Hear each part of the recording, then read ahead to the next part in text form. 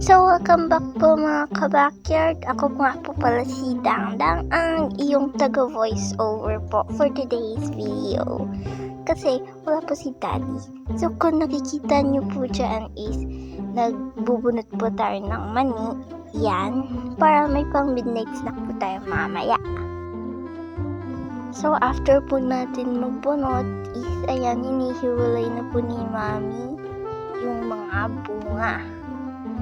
So, ito po is binigay po ni Lola Sol. Thank you so much po dahil may midnight snack na po kami. Yan. So, katulong niya rin po dyan si ate. Ayan yung isang kamay po dun sa dulo.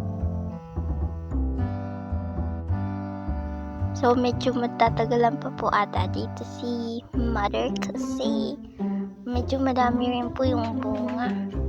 Ayan, and malalaki din po siya. So, yan, napakabilis naman po magbunot ni mother. And then, ayan po, after po makuha lahat is hugasan po muna natin bago po maluto.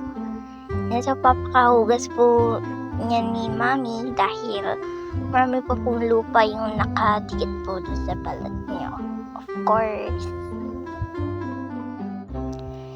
So, yan, tinatanggal din po ni Mami yung mga walang laman and yung sira na. Yan. So, linagay niyo po muna sa container na isa. And then, ito na po yung last na banlaw. And then, nga po pala, marapit na rin po natin siyang iluto dahil lalagyan na lang po ng tubig. So, dito naman po is magpapaapoy na po si Mami para maluto na po natin yung mani. So, yan, dito po tayo nagpaapoy ngayon sa may kahoy para hindi po makatipid po tayo sa gas. So, yan, ilang minutes na po yung lumipas is kumukulo na po yung mani natin. And ayan na nga po, naluto na po siya. So, papalamigin po muna natin to bago po kainin. So, medyo marami rin po pala yung mani po na nakuha natin. So, ayan po, after po natin siyang mapalamig, ready to eat na po siya.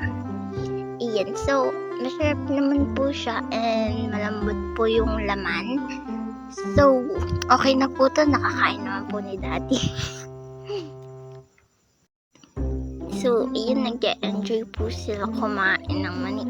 Yung po pala yung laptop na nanonood din po kami dyan ng Insidious Red Door.